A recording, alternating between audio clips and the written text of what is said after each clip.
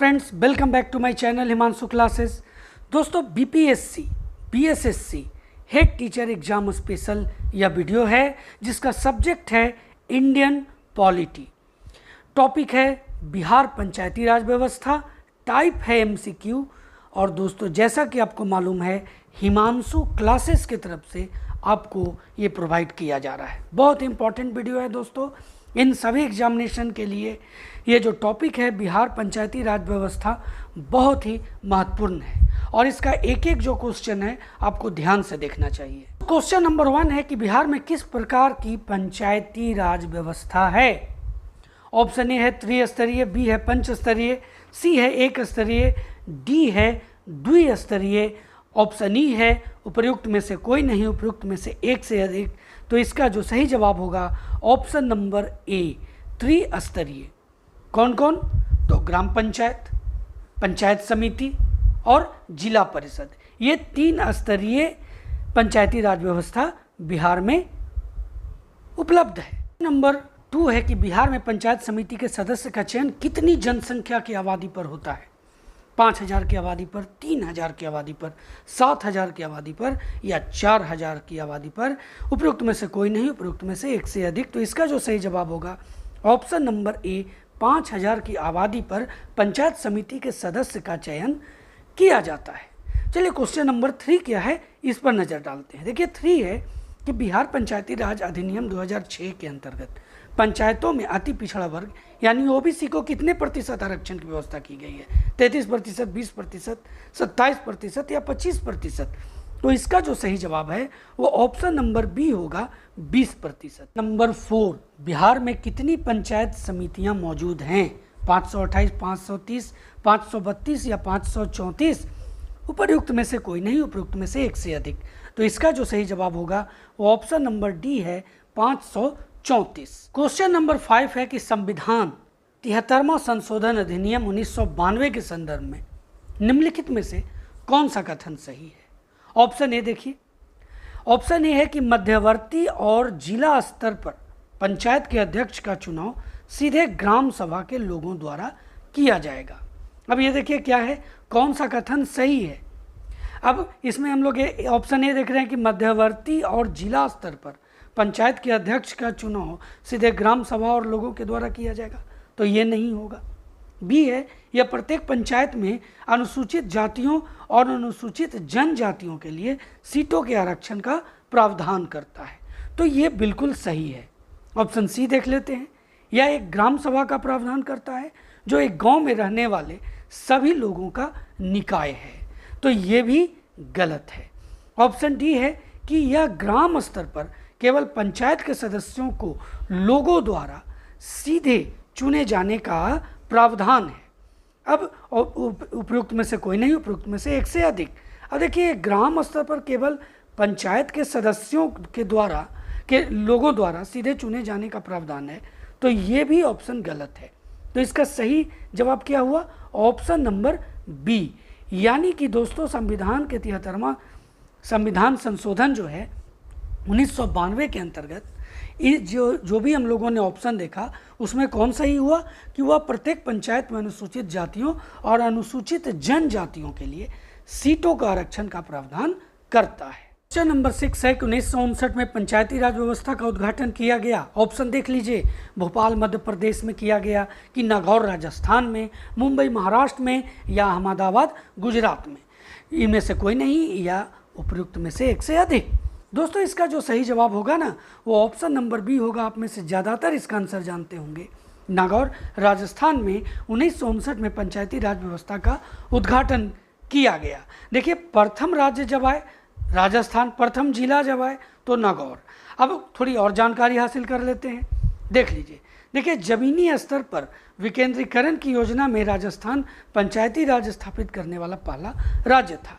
पहली पंचायत का उद्घाटन जो हुआ 2 अक्टूबर 1959 को नागौर जिले में तत्कालीन प्रधानमंत्री पंडित जवाहरलाल नेहरू के द्वारा किया गया। अब यहाँ पर बहुत सारे प्रश्न बन गया। पहला जिला, जैसा कि मैंने बताया, पहला राज्य राजस्थान, और किनके द्वारा? तो पंडित नेहरू जो तत्कालीन प्रधानमंत्री थे उनके द्वारा किया गया। राजस्थान ने त्रिस्तरीय प्रणाली अपनाई, ये भी बहुत इंपॉर्टेंट है। उसके बाद है कि राजस्थान के बाद आंध्र प्रदेश था जिसने इसे 1 नवंबर 1959 को स्थापित किया था। अब यहाँ पर देख लीजिए, अब अगर क्वेश्चन पूछ दिया जाए कि इनमें से कौन 1959 में, किन किन राज्यों में 1959 में पंचायती राज व्यवस्था लागू की गई, या सिर्फ ऐसा पूछ दिया जाए कि किस राज्य में, और वहाँ पर आपको राजस्थान भी रहे और आंध्र प्रदेश भी रहे, तो आपको उपयुक्त में से एक से अधिक आंसर होगा। तो 1959 में 2 हुआ, पहला राजस्थान, दूसरा आंध्र प्रदेश। राजस्थान 2 अक्टूबर 1959 और आंध्र प्रदेश 1 नवंबर 1959। क्वेश्चन नंबर 7 है कि भारतीय संसद द्वारा 73वां संविधान संशोधन अधिनियम कब पारित किया गया था? 1990, 1992, 1994 या 1996? तो इसका जो सही जवाब होगा वो ऑप्शन नंबर बी होगा दोस्तों, 1992 को भारतीय संसद द्वारा 73वां संविधान संशोधन अधिनियम पारित किया गया था।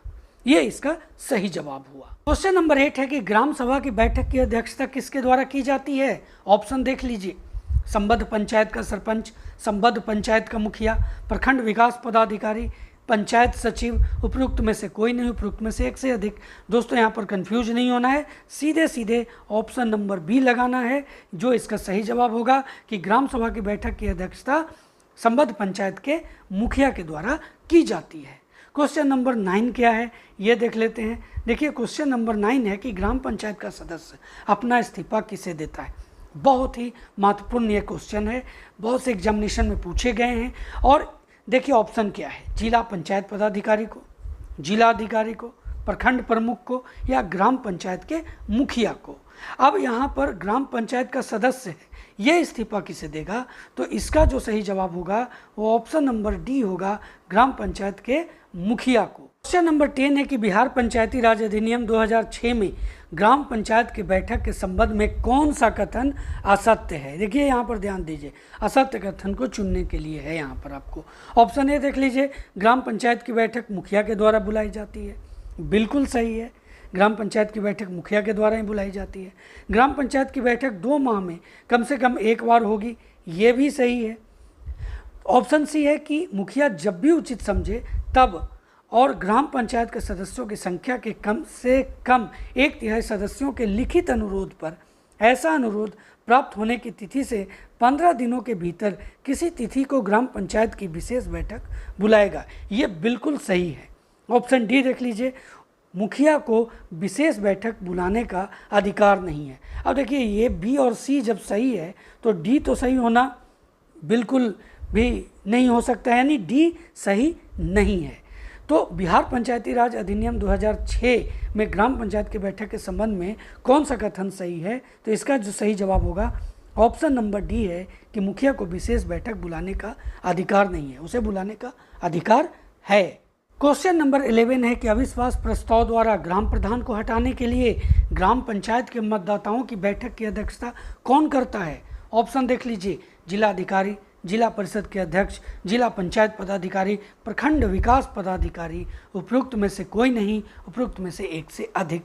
तो इसका जो सही जवाब होगा वो ऑप्शन नंबर सी होगा, जिला पंचायत पदाधिकारी के द्वारा इस बैठक की अध्यक्षता की जाती है। क्वेश्चन नंबर 12, बिहार पंचायती राज अधिनियम 2006 में 2 ग्राम सभा की बैठकों के मध्य अधिकतम कितने माह से अधिक का समय अंतराल नहीं होना चाहिए? 30 दिन, 60 दिन, 3 महीने, 4 महीने। उपयुक्त में से कोई नहीं, उपयुक्त में से एक से अधिक। तो यहाँ पर जो सही जवाब होगा वो ऑप्शन नंबर सी होगा, 3 महीने, यानी 2 ग्राम सभा की बैठकों के बीच अधिकतम 3 महीने से अधिक का समय अंतराल नहीं होना चाहिए। नंबर 13 है कि पंचायत समिति के संबंध में कौन सा कथन असत्य है? ऑप्शन देख लीजिए, ऑप्शन ए है कि प्रत्येक प्रखंड के लिए एक पंचायत समिति होगी, बिल्कुल सही है।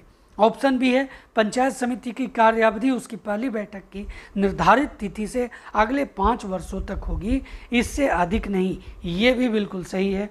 ऑप्शन सी है पंचायत समिति 2 माह में कम से कम 1 बार बैठक करेगी, ये भी सही है। ऑप्शन डी है कि सरकार पंचायत समिति के कार्यपालक पदाधिकारी के रूप में किसी भी राजपत्रित अधिकारी की नियुक्ति कर सकता है, तो ये ऑप्शन गलत है, यानी इसमें कौन असत्य है? Option number D.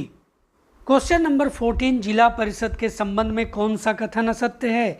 जिला परिषद की कार्यावधि उसकी पहली बैठक की निर्धारित तिथि से अगले 5 वर्षों तक की होगी, इससे अधिक नहीं, ये कथन सत्य है।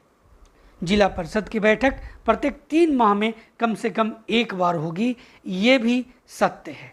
ऑप्शन सी है, जिला परिषद के अध्यक्ष को अविश्वास प्रस्ताव द्वारा नहीं हटाया जा सकता है, तो ये जो ऑप्शन है ये बिल्कुल गलत है, अविश्वास प्रस्ताव के द्वारा हटाया जा सकता है।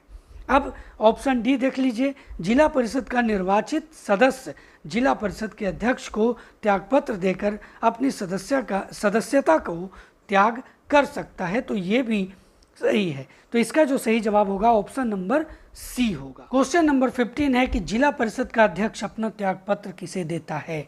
ऑप्शन ए है जिला दंडाधिकारी को, बी पंचायती राज मंत्री को, ऑप्शन सी जिला परिषद उपाध्यक्ष को, डी राज्यपाल को, उपरोक्त में से कोई नहीं, उपरोक्त में से एक से अधिक।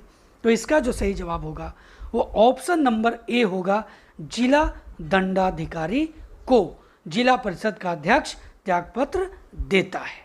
क्वेश्चन नंबर 16, सरपंच और उप सरपंच अपना त्यागपत्र किसे दे सकते हैं? जिलाधिकारी को, जिला पंचायत पदाधिकारी को, मुखिया को या जिला परिषद के अध्यक्ष को, उपयुक्त में से कोई नहीं, उपयुक्त में से एक से अधिक। तो इसका जो सही जवाब होगा वो ऑप्शन नंबर बी होगा, जिला पंचायत पदाधिकारी को। क्वेश्चन नंबर 17 की तरफ बढ़ते हैं और 17 है कि ग्राम न्यायालय में अपील की सुनवाई में न्यूनतम पंचों की गण पूर्ति क्या होनी चाहिए? 3, 5, 7 या 9, इनमें उपयुक्त में से कोई नहीं, उपयुक्त में से एक से अधिक। तो इसका जो सही जवाब होगा ऑप्शन नंबर सी होगा, 7, यानी ग्राम न्यायालय में अपील की सुनवाई में न्यूनतम पंचों की गण पूर्ति क्या होनी चाहिए? 7 होनी चाहिए। अब क्वेश्चन नंबर 18 की तरफ बढ़ते हैं। क्वेश्चन नंबर 18 क्या है? जिला योजना समिति का सभापति कौन होता है? जिला परिषद का अध्यक्ष, जिलाधिकारी, मुख्य कार्यपालक पदाधिकारी, जिला पंचायत पदाधिकारी।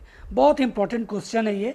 जिला योजना समिति का सभापति कौन होता है, यानी जो सभापतित्व होगा, जो करेगा, वो ऑप्शन नंबर ए है दोस्तों, जिला परिषद का अध्यक्ष। नंबर 19 है कि बिहार में पंचायत निकायों में महिलाओं को 50% आरक्षण किस वर्ष प्रारंभ किया गया था? 1993, 2005, 2006, 2009। तो इसका सही जवाब होगा ऑप्शन नंबर सी, 2006, यानी 50% आरक्षण बहुत ही ऐतिहासिक कदम था जो बिहार पंचायत अधिनियम 2006 के तहत इसे प्रारंभ किया गया था। क्वेश्चन नंबर 20 बहुत ही महत्वपूर्ण है दोस्तों। पंचायती राज संस्थाओं में महिलाओं तथा दुर्बल वर्गों के अधिक प्रतिनिधित्व के समर्थक कौन थे इनमें से?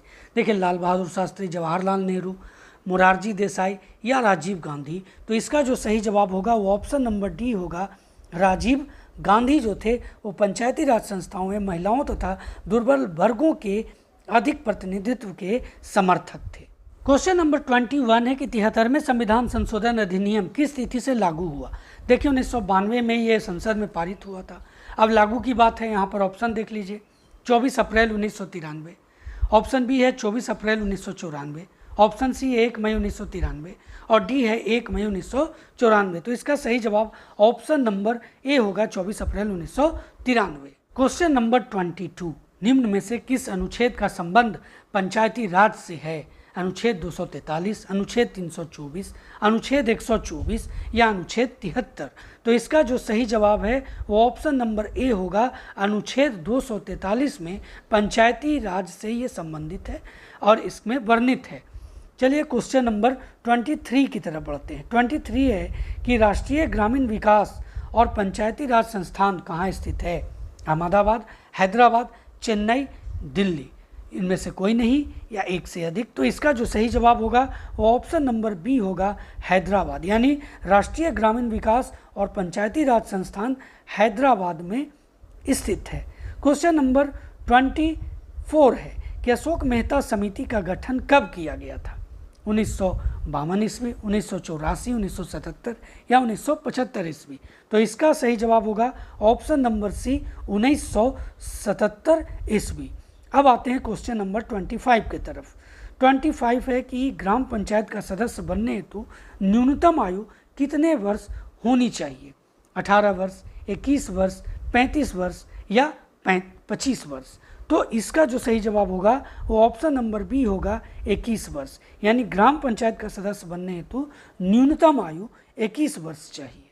तो दोस्तों यह था इंडियन पॉलिटी के अंतर्गत बिहार पंचायती राज व्यवस्था का MCQ का सेट। उम्मीद है आपके एग्जामिनेशन के लिए बहुत ही ये महत्वपूर्ण साबित होंगे।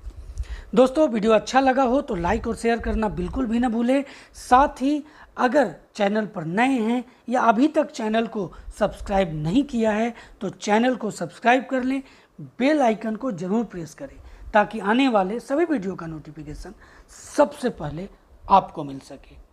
अगले वीडियो तक दोस्तों, जय हिंद।